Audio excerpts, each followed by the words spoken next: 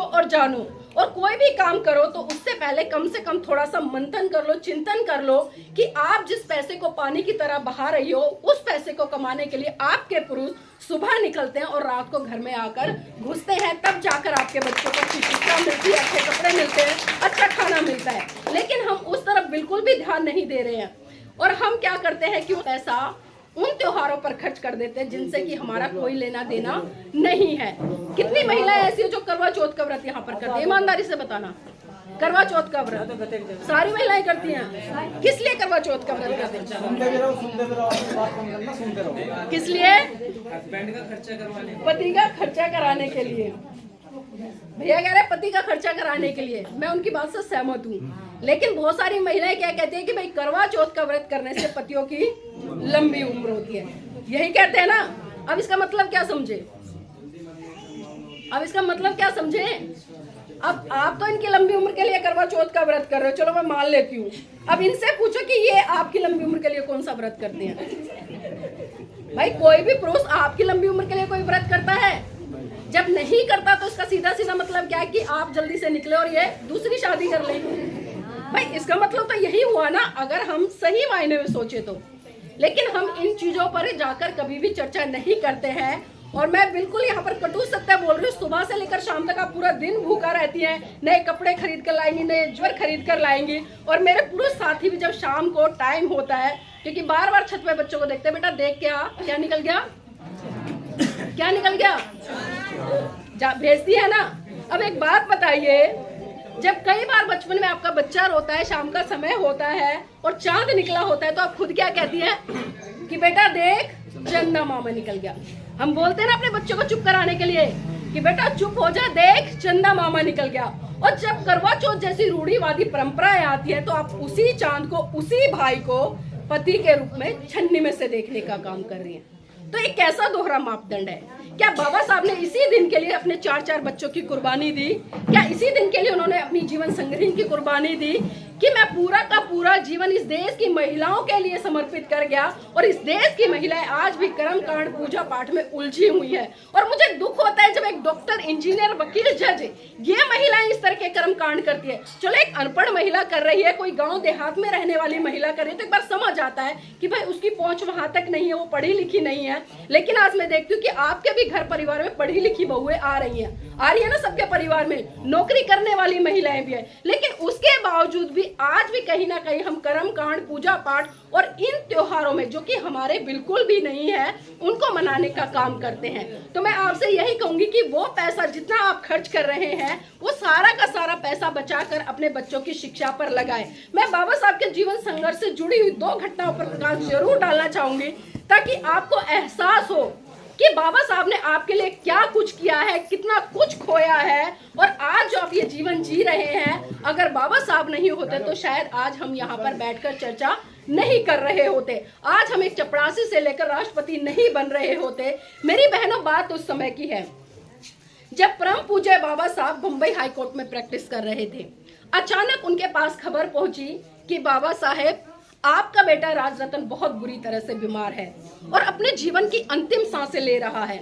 यह बात सुनकर परम पूज्य बाबा साहब तुरंत घर दौड़े आए, और जैसे ही उन्होंने अपने बेटे राज रतन को गोद में उठाया, राज रतन ने बाबा साहब की गोद में ही दम तोड़ दिया।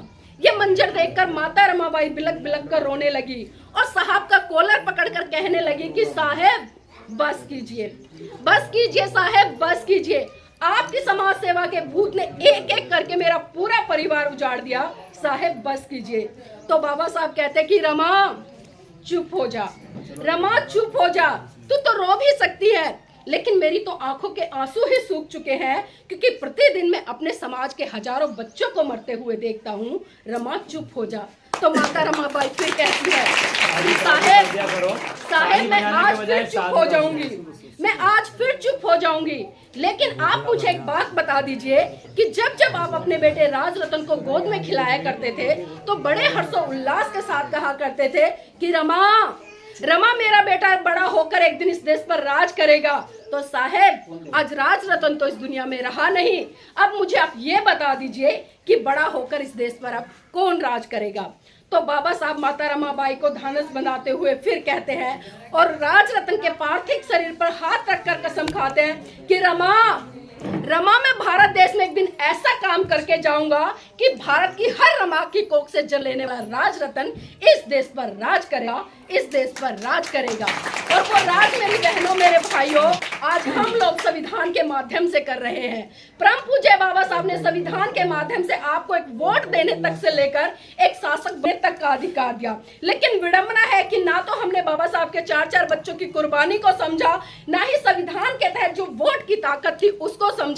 अभी चुनाव गए आपके बीच में, आप वोट करने गए होंगे, क्या आपने सोचा कि हम किस पार्टी को वोट कर रहे हैं, क्यों वोट कर रहे हैं, किस आधार पर कर रहे हैं? साहब मान्यवर काशीराम जी साफ साफ कहा करते थे कि जितनी सुरक्षा, जितनी देखरेख आप अपने घर की बहन बेटियों की करते हो ना, तो उतनी ही सुरक्षा, उतनी ही देखरेख उस वोट की करो जो आपको एक शासक बनाती है। लेकिन आज हमने क्या किया, अगर आज मार्केट में आप जाएंगे, एक मुर्गा खरीद कर लाना 200-250 रुपए किलो मिलेगा। एक गधा भी खरीदने जाओगे ना, उसकी वैल्यू भी 10 या 20 या 25 हजार है। एक बकरा खरीदने जाओगे, उसकी वैल्यू भी इतनी है। लेकिन विडंबना है कि आज मेरे बहुजन समाज के लोगों ने उस वोट की वैल्यू को उस मुर्गे, उस बकरे, उस गधे से भी कम कर दिया है और मात्र एक दारू के बदले या 500 के नोट के बदले, एक साड़ी के बदले, एक कम्बल के बदले हम अपना बहुमूल्य वोट जो एक बेटी के बराबर है, उसको कहीं ना कहीं हम उन पार्टियों को देने का काम करते हैं जो शासन करने के बाद, जो सत्ता में आने के बाद हमारे ऊपर अत्याचार, शोषण करती है, हमारे बच्चों से शिक्षा छीनती है, हमारे बच्चों से रोजगार छीनती है। और इतना ही नहीं, जब हमारे समाज की बहन बेटियों पर अत्याचार, शोषण होता है, हम सड़कों पर आंदोलन करते हैं, लेकिन तब हमारे बचाव के लिए कोई नहीं आता। आपने मनीषा बाल्मीकि हाथरस जो कांड था सब जानते होंगे, कितनी निर्मम हत्या थी। एक बेटी जिसका कोई दोष नहीं था, उसके साथ में कितनी विभत्स घटना हुई और सत्ताधारी लोगों ने आज भी उसको इंसाफ देने का काम नहीं किया। दिल्ली में अंजलि हत्याकांड हुआ, 12-13 किलोमीटर तक एक बहुजन समाज की बेटी के साथ में सामूहिक बलात्कार किया गया, उसको गाड़ी के नीचे बांध कर उसको खींचा गया। आज भी वो बेटी इंसाफ के लिए, उसके परिवार पूरा लड़ रहा है, वो बेटी इस दुनिया में नहीं है। क्या उसको इंसाफ मिला? कारण क्या था? क्योंकि जब इन सत्ताधारी लोगों को हमारा वोट लेना होता है तो हम हिंदू हो जाते हैं, और जब हमारी बहन बेटियों के ऊपर अत्याचार, शोषण होता है, तब हम दलित हो जाते हैं। और बाबा साहब ने आपको साफ साफ संदेश दिया। 1935 में बाबा साहब ने एवला की धरती से साफ साफ घोषणा की कि मैं हिंदू धर्म में पैदा हुआ, ये मेरे बस की बात नहीं थी, लेकिन मैं हिंदू धर्म में मरूंगा नहीं। और ठीक 21 साल बाद 14 अक्टूबर सन 1956 में नागपुर की पावन धरती पर बाबा साहब ने 7-8 लाख लोगों के साथ में बौद्ध धर्म की दीक्षा ली। लेकिन विडंबना है कि वो 7-8 लाख लोग कहाँ चले गए? जिस देश में महाकाणिक तथागत बुद्ध जन्मे, जिस देश में उनके सिद्धांत पनमे, जिस देश में उनके सिद्धांत पनप कर इतने बड़े स्तर पर भारत की सीमाओं से बाहर निकल कर गए और भारत को एक समय में विश्व गुरु का दर्जा मिला, लेकिन विडंबना कि उसी धर्म के लिए आज हम तरस रहे हैं, उसी धर्म के लिए आज कहीं ना कहीं हम संघर्ष करते हैं। हम देखते हैं कि जब हमारे देश के माननीय प्रधानमंत्री नरेंद्र मोदी जी विदेश में जाते तो बड़े गर्व से कहते हैं कि हम बुद्ध की धरती भारत से आए हैं, लेकिन हम देखते हैं कि उस बुद्ध की धरती भारत में ही वो बुद्ध की विचारधारा से युद्ध करते नजर आते हैं। लेकिन हम इन चीजों को समझते नहीं है। बाबा साहब ने साफ साफ संदेश दिया कि भाई जाइए, आप अपने घर की दीवारों पर लिख दे कि आप इस देश के शासक हैं। ना तो इस देश के शासक बने और ना ही बाबा साहब के जो दूसरा सपना था कि मेरा ये पूरा भारत बौद्ध में हो, लेकिन हम बाबा साहब के दोनों सपनों को साकार करने में आज भी पूरी तरह से फेल है। और उसका कारण यही है कि ना तो हम संगठित हैं, ना ही हम संघर्ष कर रहे हैं, और ना ही आज हम सही रूप से शिक्षित हो रहे हैं। अगर शिक्षित होने की बात करूं तो आज हम अपने बच्चों को किस दिशा में शिक्षित कर रहे हैं? सिर्फ डिग्रियां ली, पढ़ाई करी और उसके बाद में नौकरी लग जाए, इतना ही शिक्षित कर रहे हैं, मतलब एक एकेडमिक एजुकेशन दे रहे हैं। लेकिन बाबा साहब ने कौन सी शिक्षा की बात करी? बाबा साहब ने कहा कि जब तक आप अपने दुश्मन की पहचान नहीं करते, जब तक आप अपने दुश्मन को दुश्मन नहीं समझ लेते, आपका शिक्षित होने का कोई भी फायदा नहीं है।